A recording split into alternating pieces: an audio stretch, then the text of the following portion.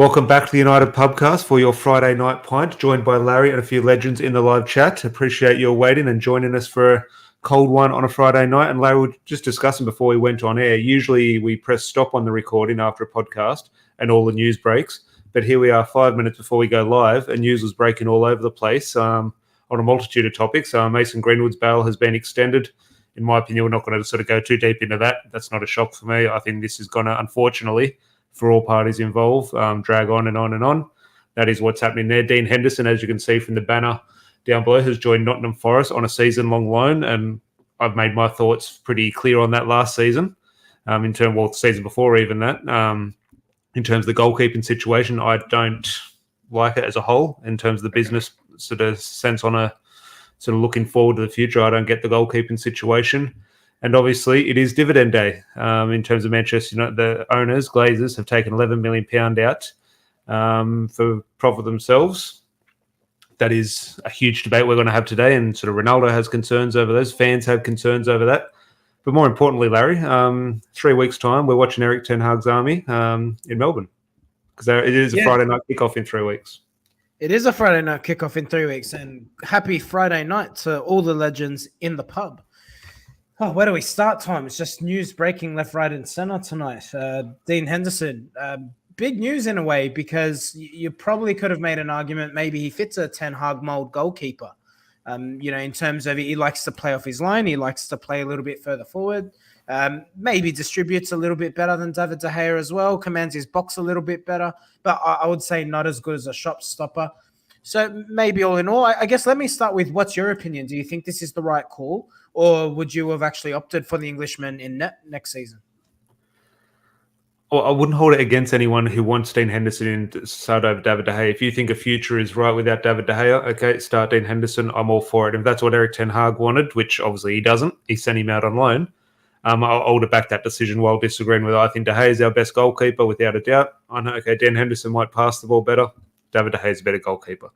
However, it's the business side of things. He's the one. It's weird. Our backup goalkeeper is probably our most valuable asset in terms of someone we could get money for in a transfer market. We need money. Richard Arnold has spoken about the need for getting cash in, and the one player who we actually can sell. You look at Anthony Martial. Can we sell him? No. Can we sell? I don't know, Marcus Rashford? No, you can't sell him. Can you sell Andres Pereira? Can you sell Eric Bailly? You can't sell these players. Probably the one player we can sell is Dean Henderson, and he's loaned out. Now, if Eric Ten Hag has the idea, I'm going to have one season of David De Gea, and then next season, one season of David De Gea, and next season, Dean Henderson comes in, and he's going to be my new ball-playing goalkeeper. Okay, that's the thing I can deal with. Well, didn't Solskjaer do that a few years ago? It didn't quite work. David De Gea is still the goalkeeper. So in my opinion, look, I like the long-term view and the long-term opinion that Dean Henderson is going to be our goalkeeper. I just don't think it's going to happen. I think it's just unfortunate timing that he is sort of coming into the stage of his career where he needs football. At the same time, David De Gea sort of is in and around his prime. If David De Gea was 36, 37, it's a no-brainer. Okay, we've seen the best of De Gea. Get him out. Let's throw Henderson in now. But it's just unfortunate timing that it's not going to work. But what are your thoughts? Because obviously you sort of not flip-flopped in a bad way in terms of our opinions obviously naturally change in terms of week to week. That's the life of a football fan. And you've sort of bounced between sort of the argument of Henderson and De Gea. So just your thoughts on the latest news. Yeah, it's interesting. I want to touch on your point there, though, around is it unfortunate timing for him? Well, actually, David De Gea has 1 year left on his deal, and I think that's almost been forgotten about. And he is, he's now 32 years of age, I believe, the Spaniard. So it will be very interesting. I think if United are going for a loan, I don't know if there's a buy option in here, and I think that's going to be the crucial point.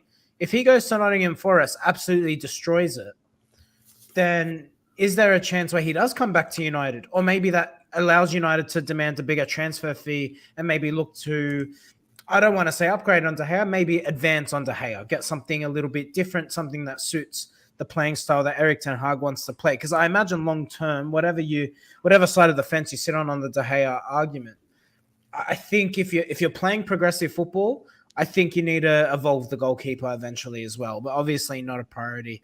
On Henderson, I think he's a good goalkeeper, Tom. I just don't think I don't think the hype doesn't match the talent, with all due respect. I think he's a good goalkeeper. I think he believes in himself, which you have to be an ultimate professional and to succeed in the game.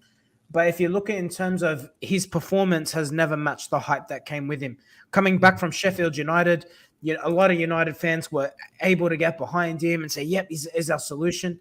But then every time he was deployed, he looked quite shaky. And he got that run of games when De Gea had COVID. And for me, he struggled to impress. Now, you could say, yes, United kept a good defensive record with him in goal. How much of that was just down to the defenders in good form? Harry Maguire, someone who has been maligned last season, was having his best patch in a United shirt at that time as well. So I think Henderson's good, but perhaps maybe not good enough to be United number one. It will be interesting, and here I am on sort of not criticising Dean Henderson, but sort of not being completely sold on him. I'd love nothing more than Dean Henderson, academy graduate, come through and be Man United's number one goalkeeper and sort of have 10 years and lead us to Premier League trophies. I'd love nothing more. I'm just doubtful, and at the moment, I don't need results in 10 years' time. I need results this Saturday, because that is what United, obviously, throughout the season, that is what United is struggling with. We're struggling with the sort of the immediate future, and I think David De Gea provides us with a better chance of results. You can see there, Borche, sort of a no-buy option, which I'm here saying sell. If we are going to loan him, I agree with bringing him back. As you say, Dean Henderson is on a 5-year contract, so even when he does come back, he will have a bit of sell value on his contract. And as you say, David De Gea's contract will be a year further down the track, so it will be interesting. Adam here saying should have just sold Dean Henderson and put in a buyback fee. Also, I think David De Gea leaves after this season. Look, we're having this debate when Solskjaer came in. We're having it last season. We're having it today. I'm sure this time next season we'll be having another goalkeeper debate, and it will be interesting. So, but good luck to Dean Henderson, obviously going to Forest. It's good that it's a move to the Premier League. It looks like they're going to move on their number one goalkeeper now, so Dean Henderson's going there as their number one. So it's a good move for him personally in regards to getting football. How that affects Manchester United, time will tell. But as I say, there are a couple of legends in the chat. Thank you, everyone, for joining us. Make sure you do get all your thoughts in as we go. Make sure you do hit a like on the video if you are disliking the fact that the Glazers have taken £11 million out today in dividends. Now, Larry, whose club is this? Is it the Glazers club or is it the fans club? Do they have a right to take £11 million out, given the state of the club finds itself in? Do they have a right to do this at the moment? I think that's the criticism. If United were successful year in, year out, challenging for the Champions League, challenging for top honours, winning the Premier League title, you know what? Look, I don't think fans will ever be okay with it, and I understand that. But you know what? If the club was successful and performing in every facet, you can understand a business owner reaping the rewards of their fruits or their labour. Fair play, you know? I just think that United are performing so poor financially off the field. Their poorest return in, I can't recall how many years, might be in 5-6 years. So it's pretty substantial. And I just think given that, and given the lack of transfer activity that we're seeing and the haggle we find ourselves in with Barcelona, 5-10 million euro apart, I know it's not as simple as that, but it's poor taste. I think Gary Neville's gone hard this morning. That was a tweet. That was a tweet I was going to bring out, and we'll bring Christian Eriksen into the discussion a little bit later. Yeah. And I sort of don't want to go too deep into that transfer situation at the moment. But here we are talking about wages in regards to Christian Eriksen potentially choosing Brentford. I say Brentford, not Barcelona, not Bayern Munich, Brentford or Manchester United. Now, obviously, we're going to offer Christian Eriksen more money than Brentford. But at the moment, if there's 50k difference in the wages, could we actually make it 70k if we didn't take that 11 million out? And I'm just thinking that is where Gary Neville has come out saying you cannot take money out of the club, where simply every single penny counts at the moment, because we are competing with the likes of Brentford. We're not competing with Barcelona or Bayern Munich. We're competing with Brentford. Every penny counts for Brentford, so that means every penny counts for us. And at the moment, if there is a choice between the two clubs, we're in a shocking situation, because there shouldn't be a choice between Brentford and Manchester United. But that is for Christian Eriksen discussion a little bit later. But I'll bring that sort of point to you, and the term I use there, do the Glazers have a right to sort of take this money out of the club? Because they're the ones with their name on the door. They own the club. But Simon Jordan on TalkSport, now he's one to definitely divide opinion. He was discussing things, and he obviously has a great knowledge of sort of football finance and club ownership. He was saying, look, in terms of, it's a drop in the ocean in terms of Manchester United's revenue, £11 million. It's in the sort of single percentages. It's absolutely nothing if it doesn't affect their transfer business. So there is a question in the live poll, in the live chat. There's a poll at the top of the chat, and Larry, I'll get you to answer it. Do you believe taking £11 million out will impact the transfer budget? Let's say we have a budget do you think this £11 million is taken out of that budget, or do you think it is a different department? No, I don't think it impacts in any way. But what I will say is I don't think United have a set transfer budget. I don't believe they've had a set transfer budget. But if it was, is this taken away from potential spending in the market? No, I don't think so. I think they probably say, we'll look to bring in X amount of players. We'll spend between X and X. I don't think they look at it as, okay, the club made this much, therefore we'll take this in dividends, and therefore the transfer budget is this. I don't think it's as simple as that. I think they purely look at it as Ten Hag's a new manager. We're going to back him. This is the amount of money we're prepared to back him with. And I honestly think it's as simple as that. However, we also have to think of the PR aspect, us as fans, the people who are emotionally invested in the club. It's not a good look when you are pulling out £11 million and then you see a haggle in the transfer market over £5 million. So no, not like for like, but you can understand the frustration. I'm sure the Glazers weren't willing to cut themselves short a couple £1 million. So why are we doing it in terms of improving the strength of the football team? Well, it's an interesting point you make there. And look, I tend to agree. It's hard to sort of evaluate this situation as fans. We could put a finance hat on and just look at the X's and O's and say, yes, this makes sense and that doesn't make sense. But as a fan, it was because you mentioned that word, it's sort of emotionally invested in it. It is so frustrating to watch when we are haggling over Christian Eriksen's sort of negotiation deal with Brentford, etc. Before we move on to the next point in regards to Glazers, just George brings up an interesting point. As I said, it is the Friday Night Pint, so throw any sort of topics in you want to discuss. Do you see this little exchange on Twitter popping around, the video of Bruno Fernandes and Fred? Yeah. I thought it was just funny. I thought obviously everything with Manchester United, too much is made of it. And a lot of people have discussed Bruno Fernandes captain material in regards to abusing his players at training. It was a joke, in my opinion. I thought it was a joke. I was probably potentially even staged in terms of the way the camera completely went on to Bruno Fernandes. And just your thoughts on it? He's in a United shirt. He's not stupid. He knows what he's doing. I don't read anything into it. It's just purely banter. I thought it was just funny. Yeah, it's honestly nothing. But, it's United fans. It's Twitter. So let's blow it up. Why not? Well, Cristiano Ronaldo is dominating Twitter, as he usually does, and we'll tie him into the Glazer discussion. As you can see in the thumbnail, there has been a report. He's investing in, what are they called?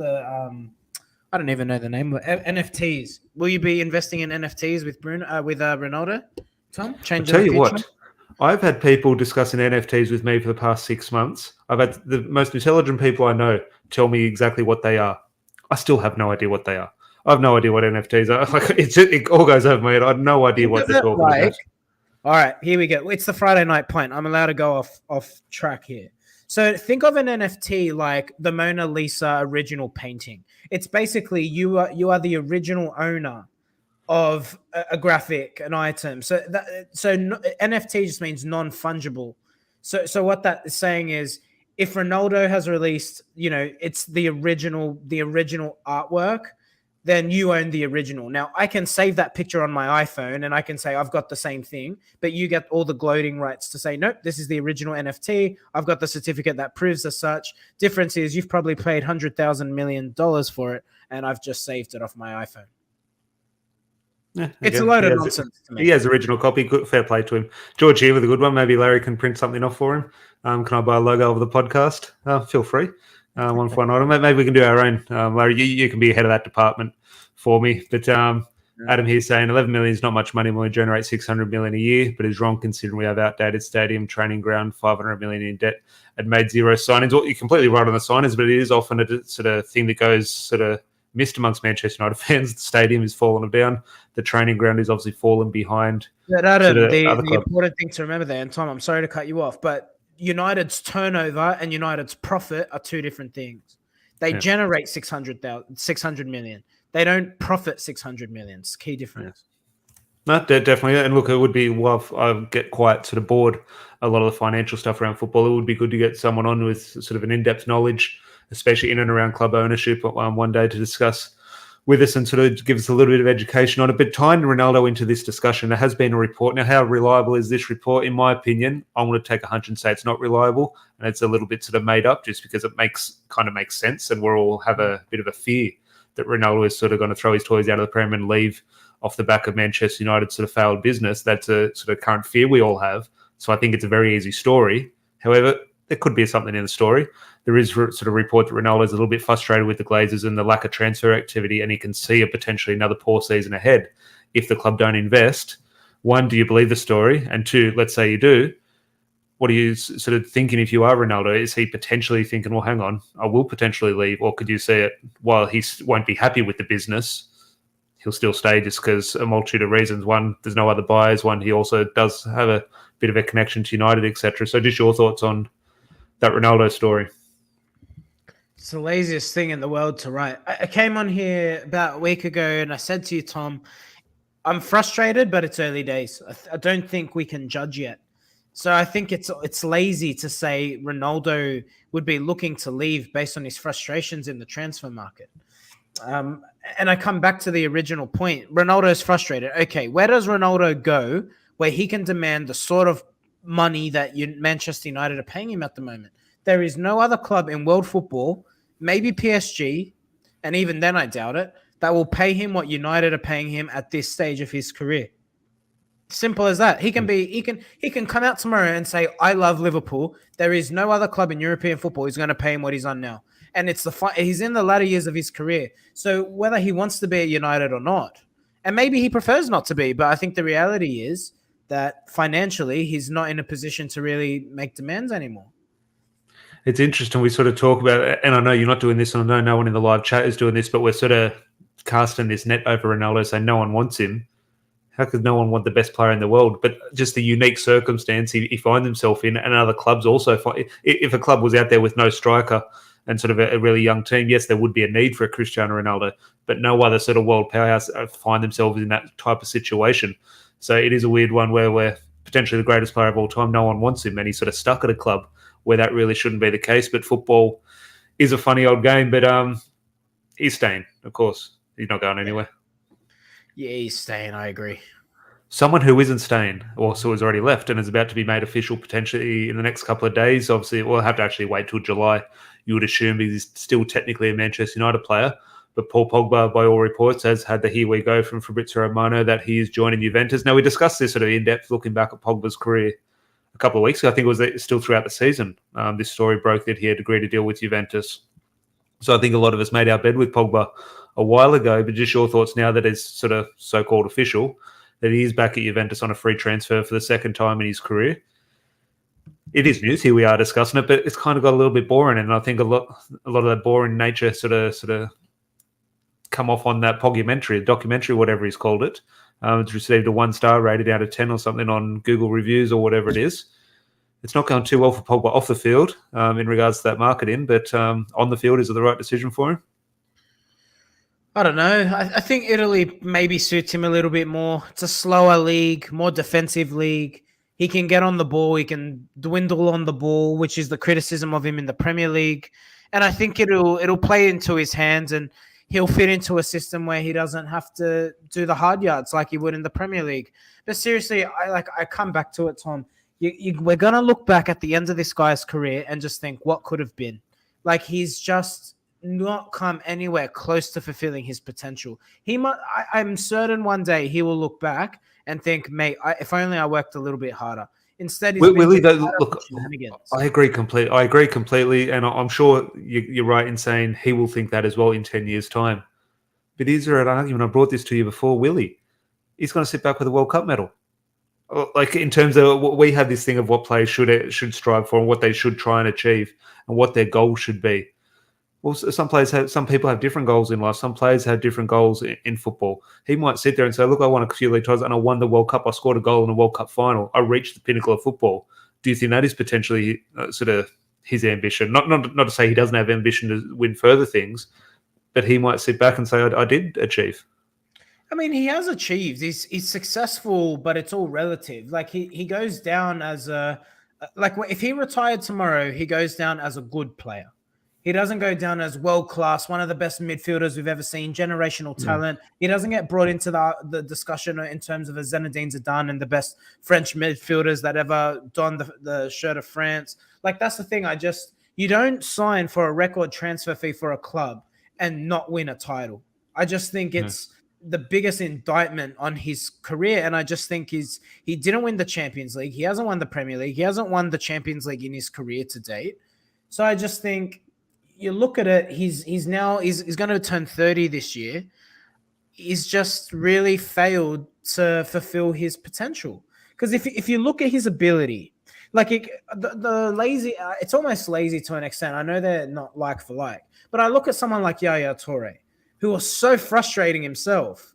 But when he was on, oh my goodness, and there was that period for City, best midfielder in the Premier League. I don't even think it was an argument at that point. It was phenomenal. And I just look at the if you look at Paul Pogba's attributes, Tom, he had everything to be better than Yaya Toure. Not even close to being in the discussion with him. Oh no!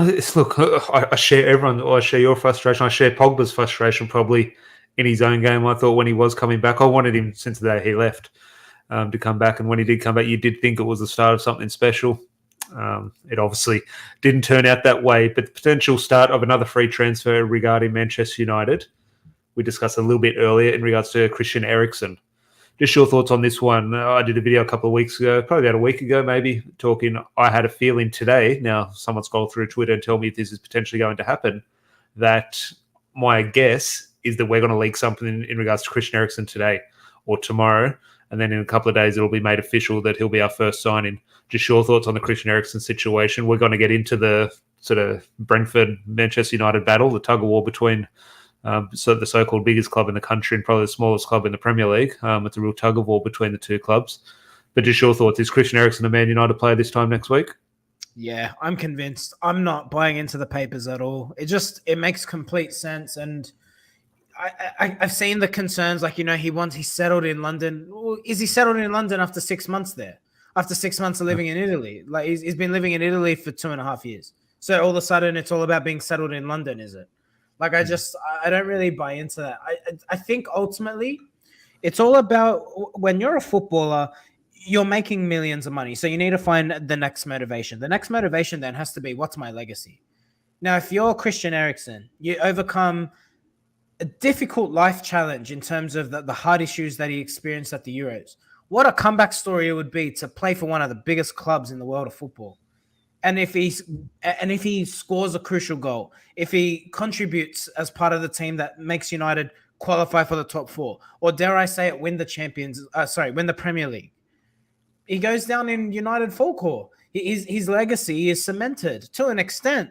And I just think the opportunity to do that, like, what is there for you to achieve at Brentford? With all due respect, he'll be a United player. I have no doubt in the world. Surely. Look, I agree here. And Rob says, surely Eriksen comes. And look, I just put it down to, and this again, I hate starting a sentence. You did it just then as well. No disrespect to Brentford, obviously. However, and we're going to get in, obviously United aren't in a sort of good situation. In a unique circumstance, Christian Eriksen found himself at Brentford. You can understand sort of potential loyalty there, and rightly so. I can definitely understand Christian Eriksen sort of having a hesitant sort of thought and thinking about, well, Brentford did something good for me, should I do something good back? However, given he has sort of a second chance at life and also a second chance of a career at 30 years old to turn down Manchester United, if it is a straight shootout between Manchester United and Brentford, let's say you throw Tottenham in there or another European club, okay, there's potentially a discussion.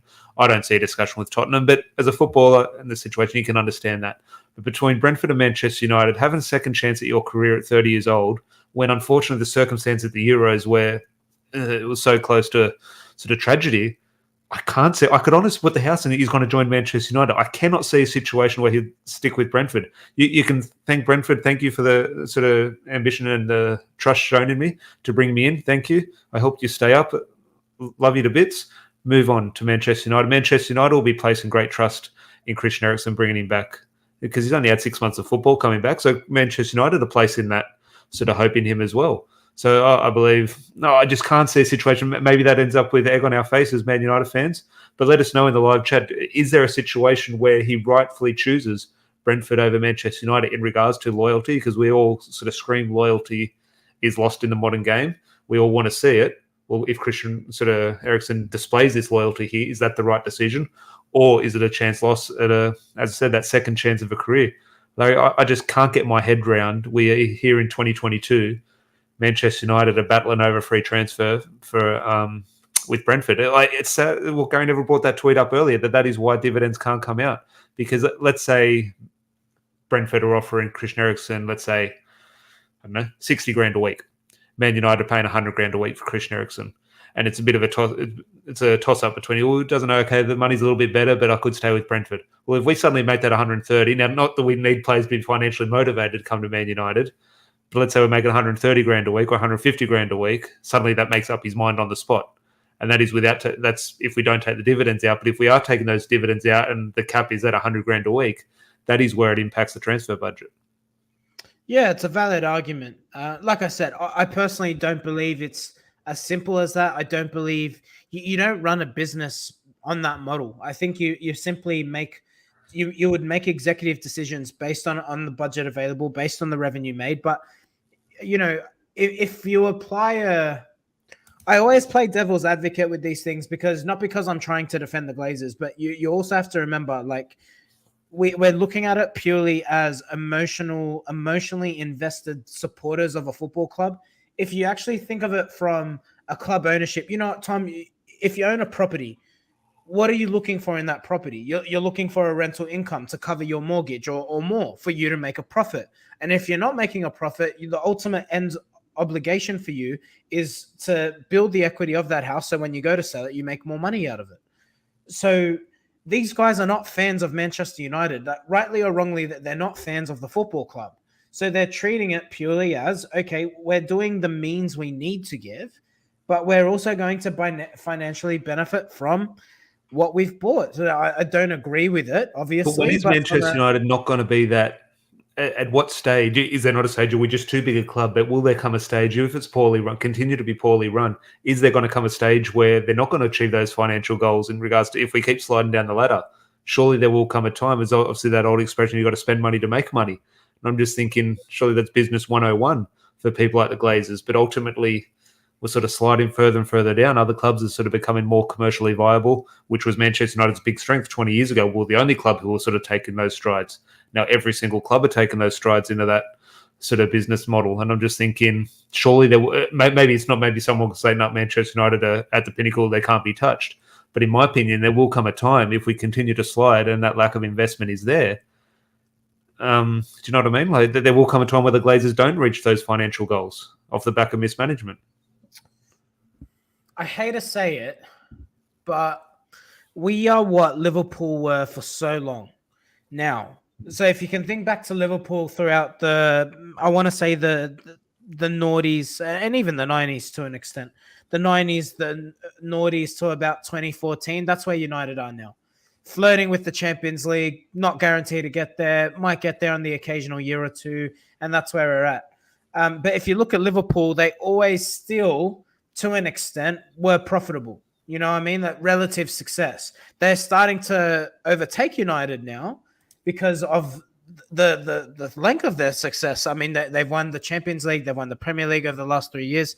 And even though they're not even winning titles at the moment, they are being competitive. They're at the top. They're making Champions League finals. They're pushing Manchester City to the final day.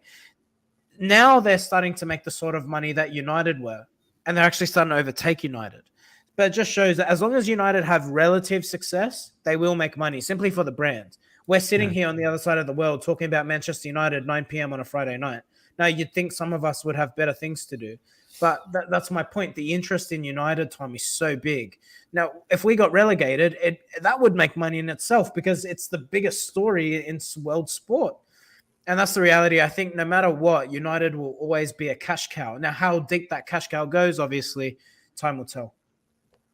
Well, it definitely needs to be a little bit deeper than it seems, because the main man amongst Manchester United fans at the moment, in regards to the player we want to arrive, is Frankie de Jong. And we're talking about Christian Eriksen and Brentford.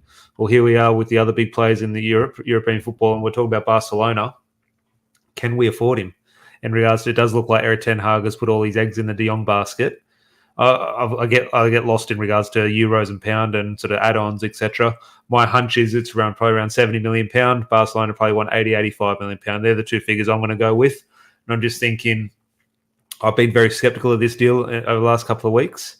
I remember when the news first broke, I thought it was either going to sort of finish, or either going to sign him on that day, or the news was going to go away. I thought one of those two things were going to happen. I was completely wrong. It has dragged out for 6 or 7 weeks since the story broke. So I was completely wrong on that one. But just the latest on the De Jong situation, one from a business point of view, and tie this into the Glazer discussion we're having, but also from a manager's point of view. Let's say the manager has full power and De Jong is his man. Is there a situation where Ten Hag is? I wouldn't look. This is not a criticism of Eric Ten Hag, but is there a situation where Ten Hag is potentially shown inexperience with a transfer market in regards to Manchester United, going after the number one target so hard and putting all those eggs in that basket? If it doesn't come off, you're going to be left with Fred and McTominay running your midfield over Frankie De Jong. And I'm just thinking, is there a situation where he better get him? Because if not, I can say world of hurt for Man United fans. We'll get him. I'm not concerned about this one at all. The latest report coming out was United have matched. So Barcelona want 85 million euros. United's latest offer is 65 million euros up front, 20 million euros in add-ons. If the add-ons are all achieved, obviously they'll hit that 85 million euro mark. Now, I think the key here is, are the add-ons achievable? If it says United win the Champions League, I mean, who knows? But I think that's what it will come down to. You might see United haggle a little bit more. You know what? I'm actually going to defend Eric Ten Hag on this one. If the way you want to play is dependent on this midfielder, and because you know it, one midfielder can change the way you play completely. Michael Carrick showed that when he came in. And I just think if he's that key of a clog in terms of what he wants to do, then Ten Hag's right to put everything in that basket. Because if you know that, so he must be thinking, if I don't get this player, then maybe I'm playing with a 3 at the back, or maybe I'm playing with a different formation. So, you know, if he's saying I need to get my main man in, I back him to the hill. But it's up to United now to make sure that they get that player over the line. He obviously wants to come. I think that's the key point. Otherwise, I think this story would be dead. It's just about haggling for the transfer fee. Are you sold on that? Because I agree in terms of, okay, players aren't allowed to talk to managers or talk directly to clubs. They have each other's phone number. Ten Hag and De Jong are obviously talking to each other. Naturally, that's no issue, but technically it's illegal. But that is definitely happening. I'm just thinking the story at the moment is Frankie De Jong doesn't want to come. He's sort of happy at Barcelona, wants to stay. It's Barcelona who want to force him out. But you mentioned the point there that this deal is continuing on. Well, they're obviously having discussions. If Frankie De Jong was honest with Eric Ten Hag and said, I don't want to come, okay, this deal would be dead in the water. Eric Ten Hag would say, okay, we'll move on. But there is still something there. So let's say there is a discussion there where Frankie De Jong has said, look, I am happy to come if the deal is met. Let's fingers crossed that is the case. But I'm just thinking, do you believe that? Do you believe Frankie De Jong genuinely does want to come? Because I've seen Yuri and Timber, and obviously different positions, different players, different stages of their career. But Yuri and Timber was there the other day. He was obviously nailed on to join Manchester United. Louis van Gaal has had a word in his ear in the Dutch camp saying, if you join Man United, you're not going to be in my World Cup team. Obviously, he didn't say that, but to that extent. Is Frankie De Jong looking at Yuri and Timber's situation? Well, what's Louis van Gaal going to think? Is he looking at Donny van der Beek and how his move from Ajax to Man United went? Is Frankie De Jong looking at Man United and going, hang on, every player who goes there absolutely fails. Why would I go there? Let me flip this script a little bit. If De Jong came out and said, I want to move to Manchester United, what would the Barcelona fans do to him right now? So that's the thing. Yeah, no, but I'm talking deep down. Do you think he actually does want that move? Regardless of the PR and the words, what do you think he wants? I think he does. I genuinely do. Whether he wanted that 3 or 4 weeks ago, I mean, we'll never know, right? But the fact that the talks are ongoing tells me he's happy to make this move happen. Because if he wasn't, United would simply have moved on by now and it'd be gone. I think it's very similar to the Jadon Sancho situation. Obviously, it's just playing out over a much smaller period of time. The player wants it to happen. He can't say it. He has to show his commitment to the club in case he ends up staying, which Jadon Sancho did for 2 seasons. And he's just prepared. So this way, if he ends up at Barcelona, no harm done. He didn't make any derogatory comments. If he ends up moving to United, happy days. It was Barcelona that pushed me out. Everyone's happy. The Barcelona fans respect him. United fans love him. And we move on. I think it'll happen. I really do. I can't see it not happening. It's not. It doesn't have a Fabregas feel where the player, it seemed, didn't want it and it was just holding out to the last minute. I think he genuinely wanted to stay at Barcelona. I think in this one, I think it'll happen. It just simply comes down to the clubs agreeing a fee. And the crucial point here, like you said, Barcelona want to move him on. They see him as a sellable asset. And they're well stocked in midfield. They don't need Frankie de Jong, but United need Frankie de Jong. Yeah, no, that's a good point, that last sentence there. Bang on. Adam here saying, I think when we know whether we are or not getting Frankie de Jong, then we'll be linked with numerous players. If de Jong is bought, then Erik ten Hag builds and buys the players suit around him. Hypothetical situation then, Larry. Shit hits the fan. We don't sign Frankie de Jong. What happens is along the lines of then Erik ten Hag sort of potentially changes the system with the tools that he has, or is there another player out there, Ruben Neves or something that eventuates? It's really difficult. You and I had this conversation offline. I think the solution might already be at the club, mate. Now, it's risky, but I'm telling you, there is enough football in James Garner and Dylan Levitt. Consistency might be the issue here.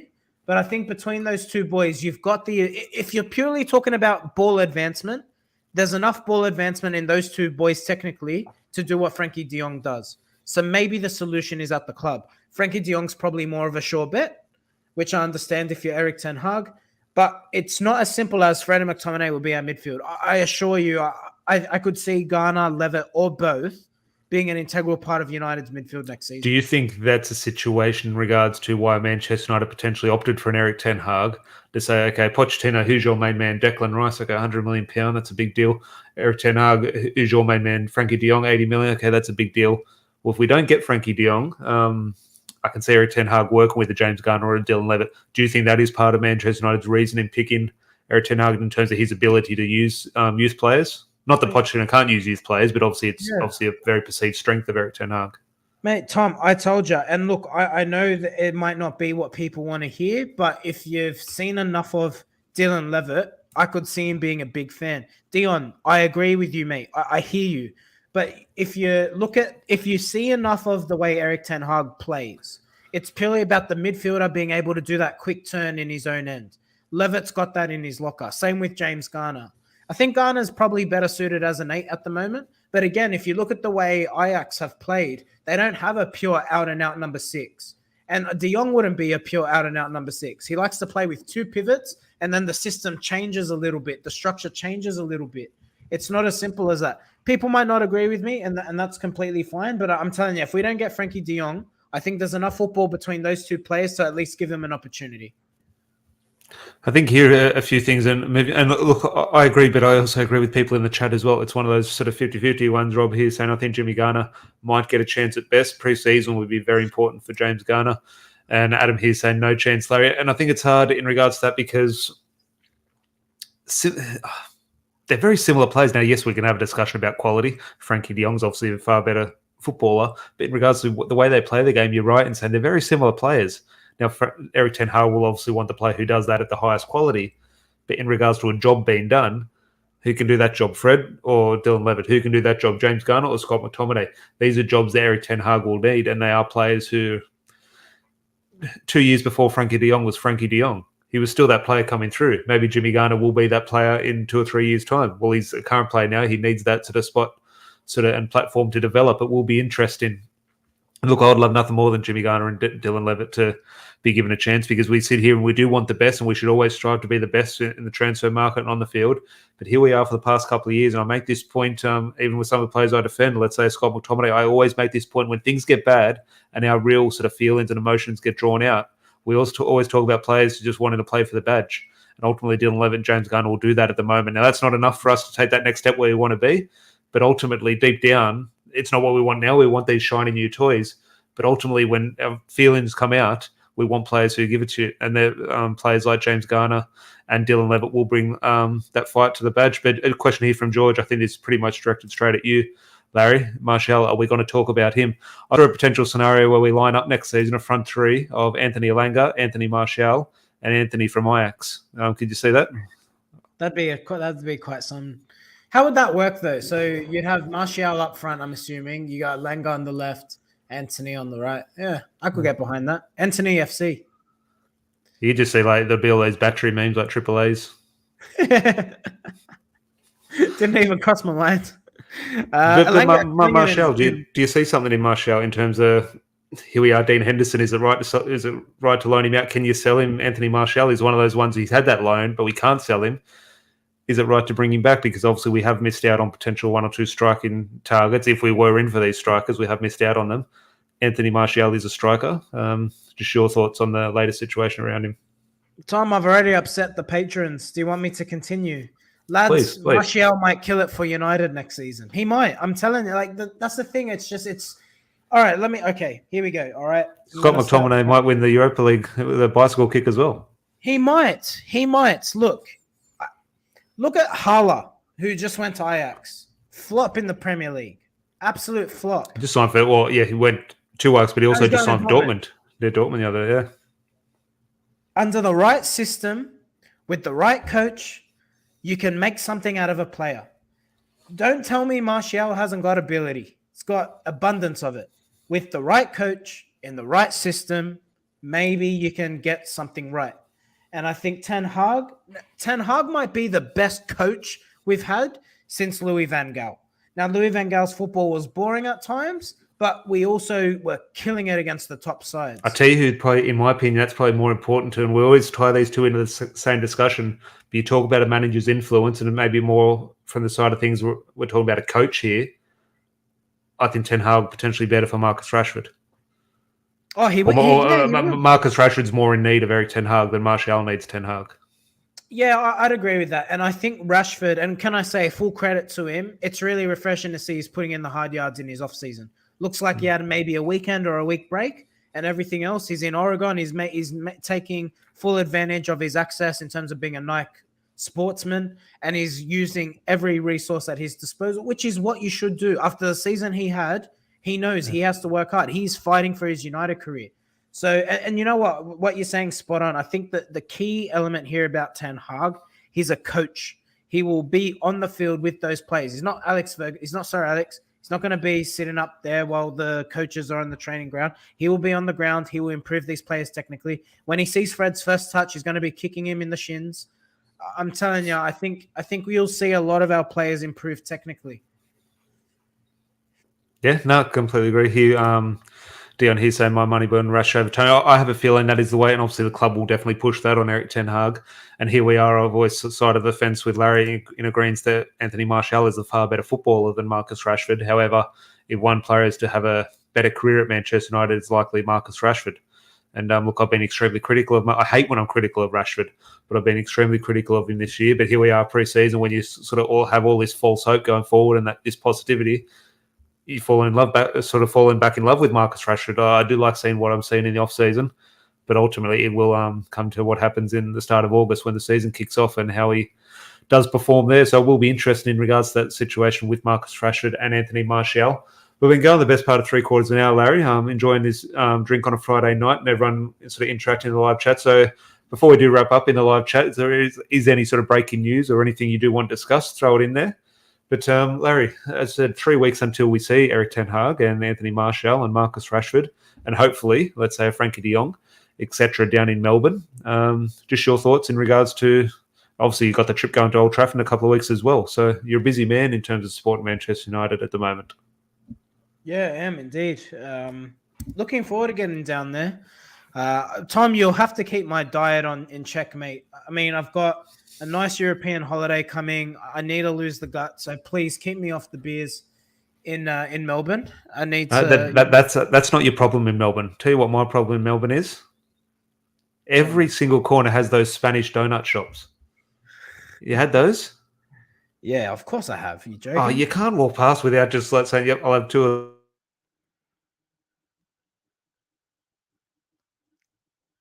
Oh, I think Tom's frozen on us. Has Tom frozen on us? Let me know in the comments. I think Tom's turned into a robot. Unless it's me and time's frozen. But yeah, I do enjoy a good donut actually. But yeah, nonetheless, yeah, Rob there in the comment with churros. 100% agree there. Is Tom frozen or is it just me? I actually don't know. I feel like Tom's frozen. Can someone tell me if Tom's frozen? Because I actually can't tell. Those 2 of those. All right, there we go. We're back. Am I back? Yeah, I don't know what happened there. I just had a big refresh your page, but appreciate that. Yeah, my internet. It's actually usually Larry's internet. It's my fault this time. I can see a little icon in the top. So my apologies there. I didn't have a good chat with yourself, Larry. I was asking in the comments if you were frozen, so that was fun. Back where we were talking about the important stuff, donuts. Look, Tom, donuts are great, and Spanish donuts are fantastic. Tom Rob in the comment there with churros. Yeah, I mean churros are phenomenal too. Look, Tom, I'm gonna save myself. Like, They're in the windows. The churros there. All right, this is where I need the help with the comments. So this is where I'm going for my holiday. All right, I'm going to Berlin, then I'm going to Croatia. I'm going to Split. I'm doing basically all the islands in Croatia. Tell me what I need to eat, because the only Croatian food I know is Javape and Luka Modric, and that's obviously me playing football, and a lot of people here played football in Western Sydney. I honestly thought growing up that was the only Croatian food, because whenever we played at Sydney United, it was all that was served after the match. So I honestly thought growing up that was the Croatian food. There was nothing else. So I can't give you any advice there. My advice would be a Javapi. Yeah, great. In the live chat. Good to help out in the live chat. But what is the first game? We obviously did the match in regards to the fixtures. We're Brighton at home. That's the game you're obviously aiming to get towards. Yeah. I'll be at hopefully be at Old Trafford for the Brighton game. It's a shame. Like just a few weeks later, I'll be Liverpool versing Liverpool fairly early in the season, which hasn't happened for a little while. So yeah, it's a shame I'll miss that one. Actually, it might be a blessing because it might be another spanking.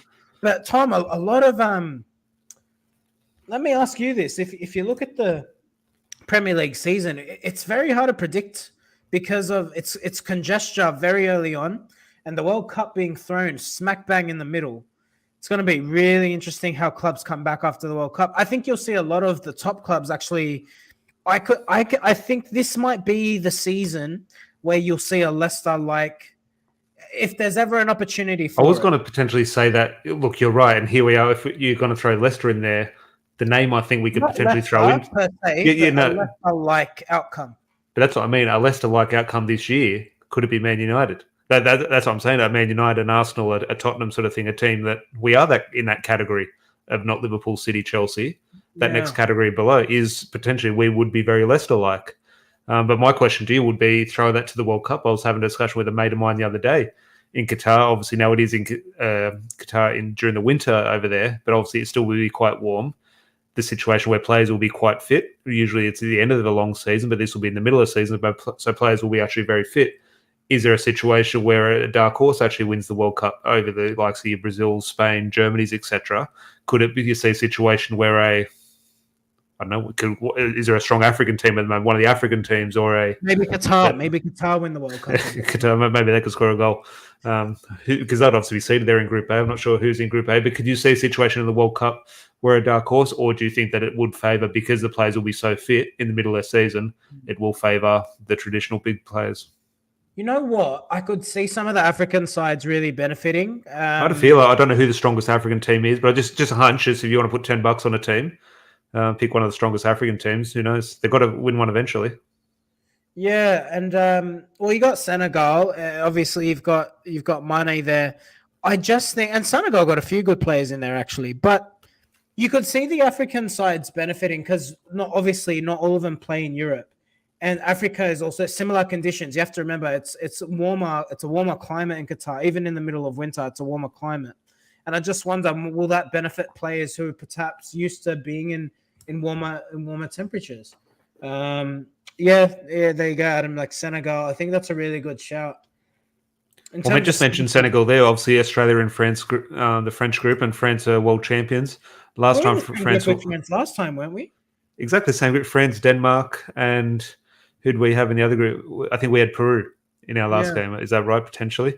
But I remember last time France were world champions. Obviously played Senegal in the first game of the 2002 World Cup. Senegal beat France, and France went crashing out of the group. Remember Zidane had missed those first two games. So, George, any love for the Aussies? How far can we go?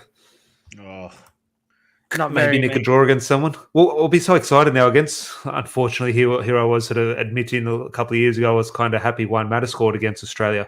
Here we are. We could see a situation where Manchester United players play against Australia in every game. Obviously, we'll have Rafael Varane against Australia. Potentially a Christian Eriksen for Denmark, and obviously Hannibal will be playing for Tunisia against Australia, or hopefully playing. So in that Australian group, there will be a lot of Man United representation in there.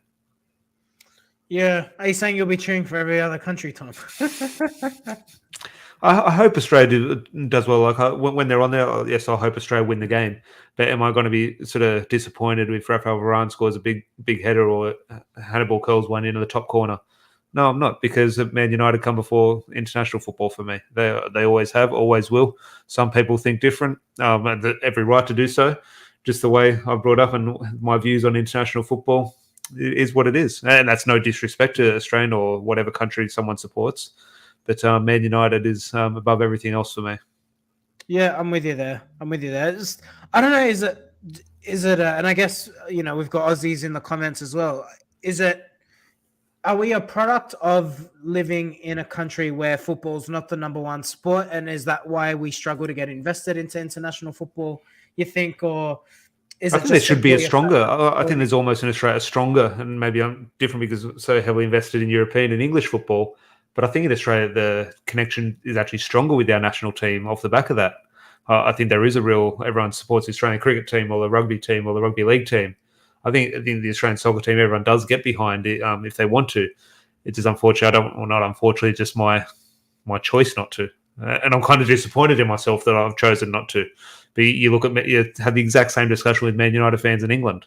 They don't support England, and I'm very much in the same category. But just here, I don't not support Australia, but if they lose, well, change channel, we'll move on to the next game. But it's no skin off my back. So, Yeah, I'm with you there.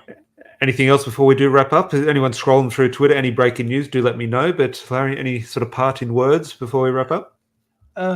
Yeah, so I just want to release. So the Greater Manchester Police, they did release a statement on Mason Greenwood's situation. So let me just get that up, because I think it is interesting, and it touches on what you mentioned earlier, Tom. This situation's just sadly not going to go away anytime soon. Yeah, he remains on bail. Look, to the effect there. So, in essence, the comments basically saying there's no need for further comments. Until he is either released, the charges are dropped, or he is charged or released. There's no need for any further comment. It's just going to drag on and on and on. I just have a feel I don't know what his contract situation is. I know he signed one under Ole Gunnar Solskjaer. I just have a feeling now, Manchester United don't play a part in this. Obviously, this is a criminal matter, nothing to do with Man United. However, influence and politics, and I can just lawyers in terms of the way they can deal with these things.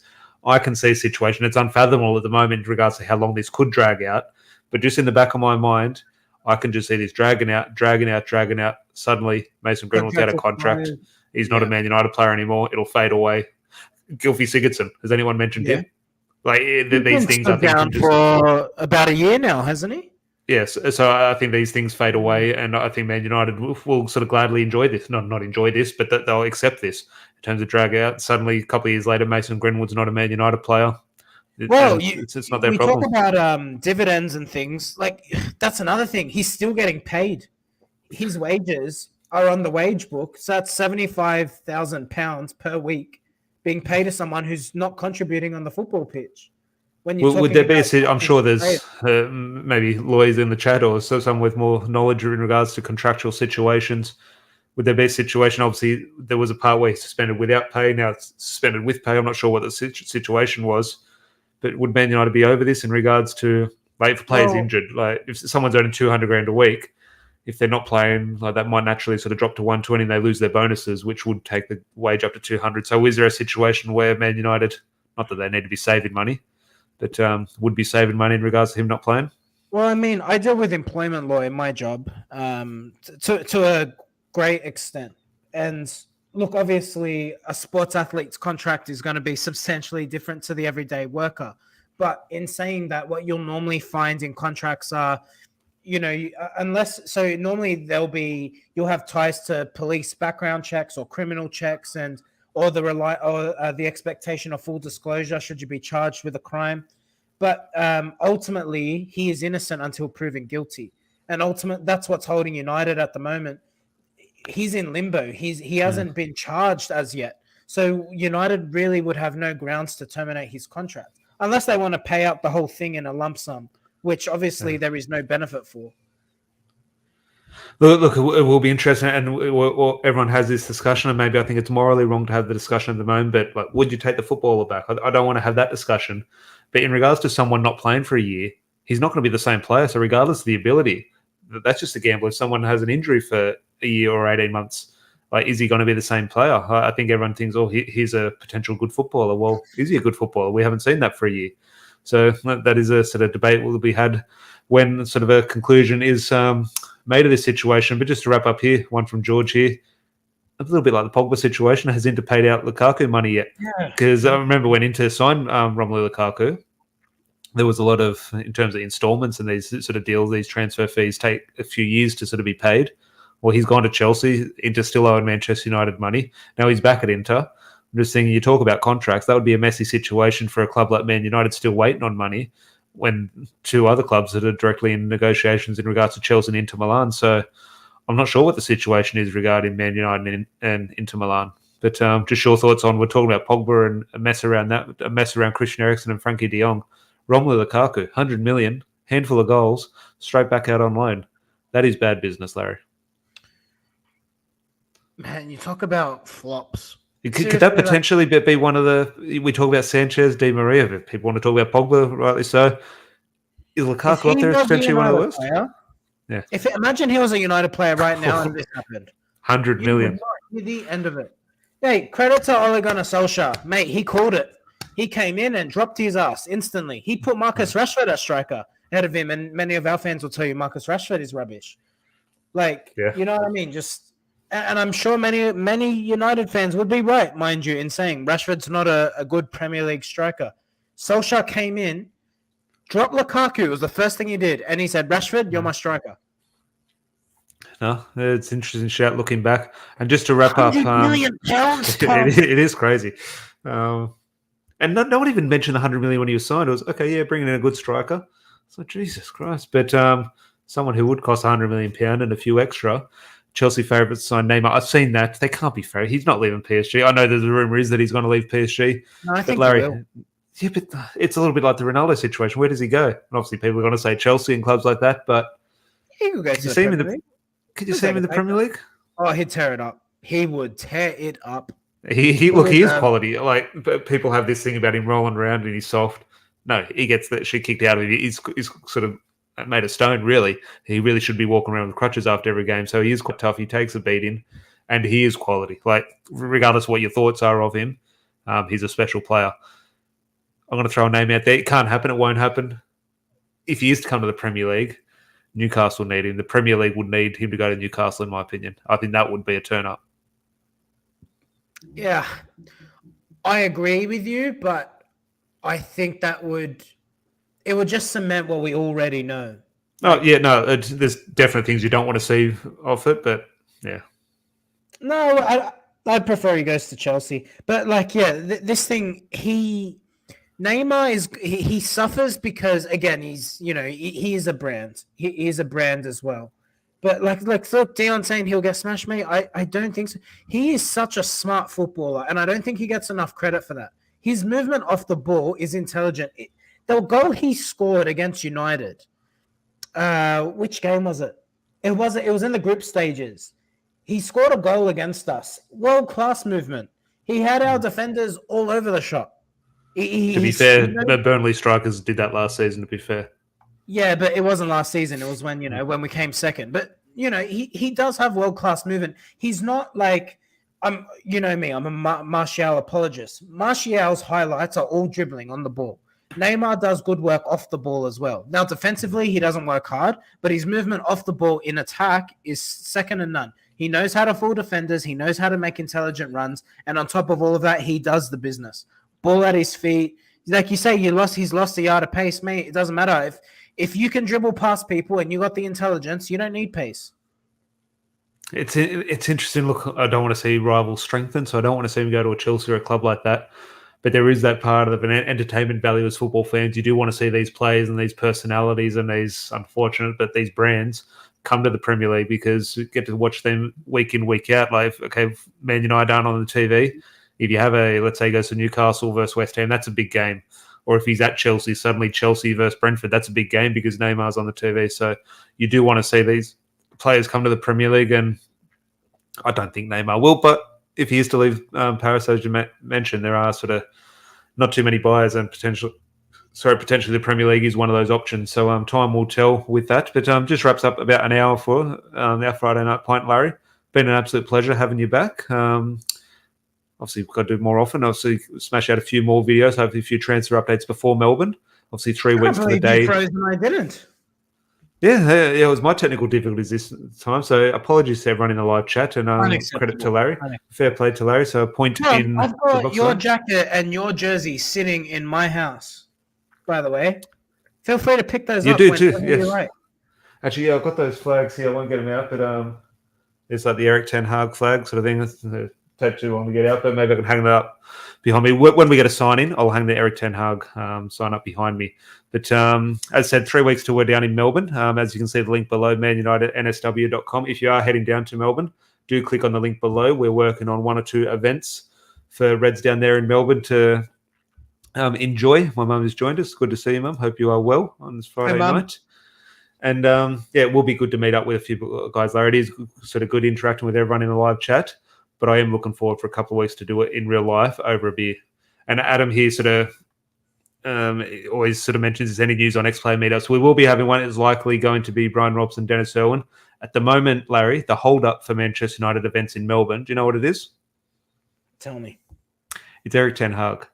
Eric Ten Hag hasn't finalised his training plans for Melbourne in regards to afternoon sessions and morning sessions, and we're not quite sure what the Man United schedule will look like, and that'll impact further schedule in regards to events. So when Eric Ten Hag gets his house in order and decides when he wants to train, we'll have a little bit more details on when we're going to have meetups at the pub, etc.